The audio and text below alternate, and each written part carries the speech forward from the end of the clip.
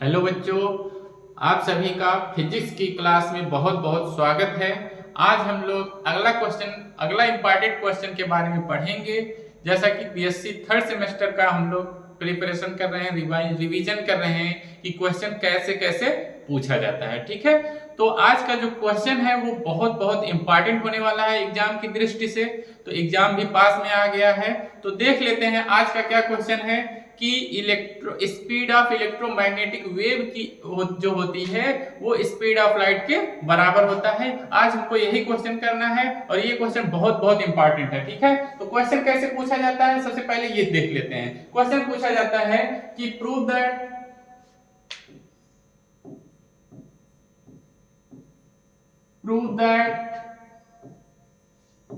Speed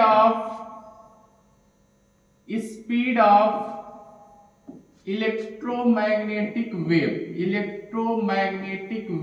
ये short form में मैं लिख दिया हूं electromagnetic wave. Speed of electromagnetic wave is equal to speed of light, यानी कि लाइट की स्पीड के बराबर होता है। ये बच्चों कई तरह से क्वेश्चन पूछा जाता है। ठीक है, पहले तो एक तरह से ये भी पूछ लेता है कि so that speed of electromagnetic wave जो होता है, यानी कि स्पीड ऑफ इलेक्ट्रोमैग्नेटिक वेव जो होता है वो कितना होता है 3 इंटू 10 की पावर 8 मीटर पर सेकेंड, 3 इंटू 10 की पावर 8 मीटर पर सेकेंड। या फिर ये भी पूछ सकता है कि स्पीड ऑफ इलेक्ट्रोमैग्नेटिक वेव कितना होता है। स्पीड ऑफ इलेक्ट्रोमैग्नेटिक वेव जो होता है वो 1/√μ0 एप्सिलॉन नॉट के बराबर होता है। ठीक है, तो क्वेश्चन इतने तरीकों से पूछ सकता है, तो ये ध्यान देना है। ऐसे में कोई भी पूछा जाएगा तो हम लोग ऐसे ही करेंगे। तो आइए देखते हैं कि इसको हम लोग सॉल्व कैसे करेंगे, इसका सलूशन देखते हैं कि कैसे सॉल्व करेंगे। ठीक है, तो देख लेते हैं।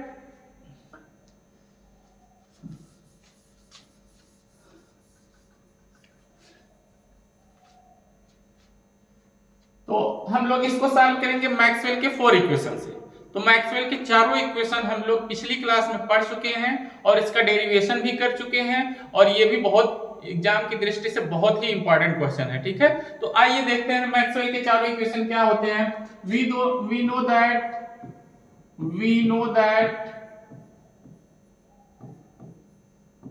No that Maxwell four equation for free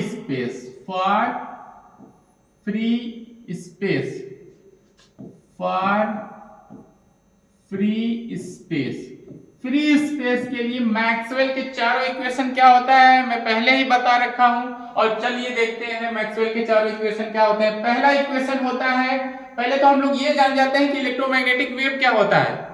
electromagnetic wave के नाम से ही पता चल जा रहा है, यानी कि इलेक्ट्रो और मैग्नेटिक, मतलब इसमें क्या होगा, इलेक्ट्रिक ऐसा वेव जिसमें इलेक्ट्रिक फील्ड हो और मैग्नेटिक फील्ड हो। इसमें बच्चों पता ही है कि इलेक्ट्रिक फील्ड और मैग्नेटिक फील्ड क्या होता है, एक दूसरे के परपेंडिकुलर होता है। तो देख लेते हैं कि मैक्सवेल के चार इक्वेशन कौन कौन से हैं। पहला इक्वेशन है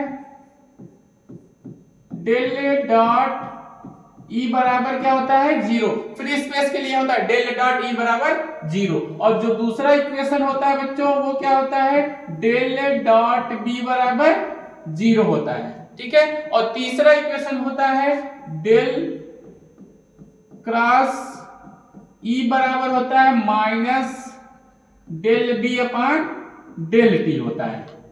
और चौथा इक्वेशन होता है बच्चों डेल क्रॉस B बराबर μ0 epsilon not del E upon del T। जैसा कि हमको पता ही है कि E क्या है और B क्या है। E क्या होता है इलेक्ट्रिक फील्ड वेक्टर होता है और B क्या होता है मैग्नेटिक फील्ड वेक्टर होता है। ठीक है, तो हम लोग क्या करेंगे, इसको इक्वेशन 1 मान लेते हैं, इसको इक्वेशन 1 मान लेते हैं, इसको इक्वेशन 2 मान लेते हैं, और इसको इक्वेशन 3 मान लेते हैं, और इसको इक्वेशन 4 मान लेते हैं। अब हम इन्हीं चारों इक्वेशन का यूज करके हम लोग ये प्रूव करेंगे कि स्पीड ऑफ इलेक्ट्रोमैग्नेटिक वेव क्या होता है, स्पीड ऑफ लाइट के बराबर होता है। ठीक है, तो सबसे पहले हम लोग क्या करेंगे, इक्वेशन 3 का कर्ल लेंगे। अभी कर्ल क्या होता है, अभी कर्ल मैं बताता हूं। तो टेकिंग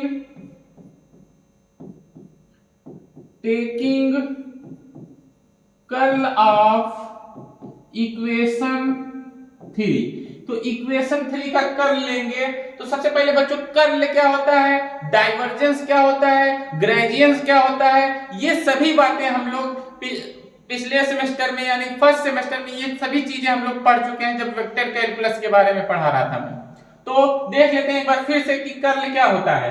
तो अगर कहीं पे लिखा जाए कि curl of A vector A, curl of vector A, या फिर कहीं पे लिखा जाए कि डाइवर्जेंस ऑफ वेक्टर ए, या फिर कहीं पे लिखा जाए कि ग्रेडियंट ऑफ फाई, ये क्या होता है, स्केलर फंक्शन होता है फाई ना।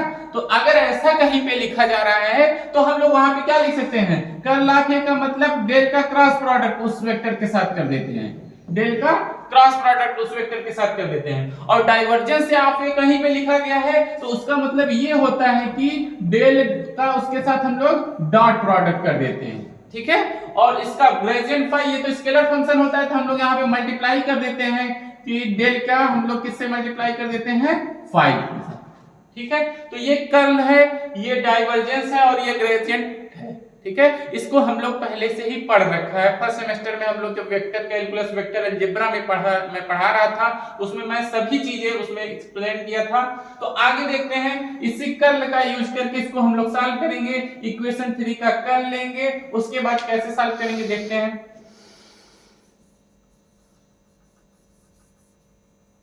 देखो बच्चों, इक्वेशन 3 ये है, इक्वेशन 3 का कर लेंगे यानी कि डेल से हम लोग क्रॉस प्रोडक्ट करेंगे। तो इसमें डेल से क्रॉस प्रोडक्ट करेंगे तो कितना आएगा, डेल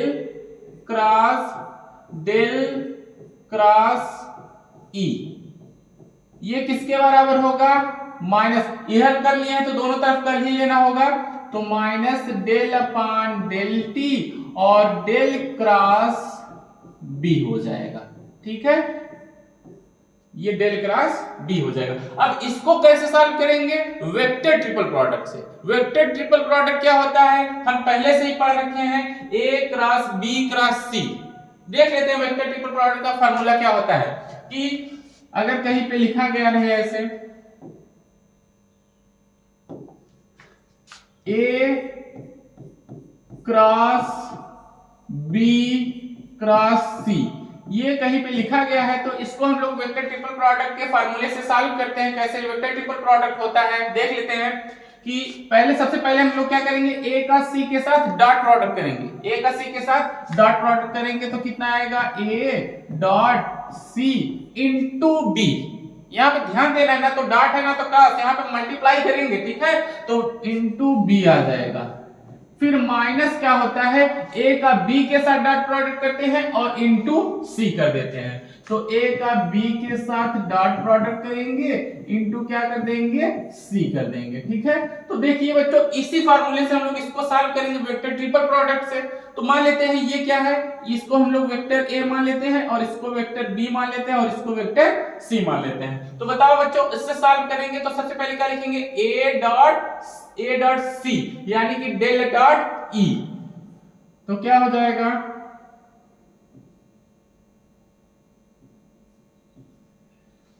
कोई टेक्निकल इश्यू आ जाता है, देख लेते हैं।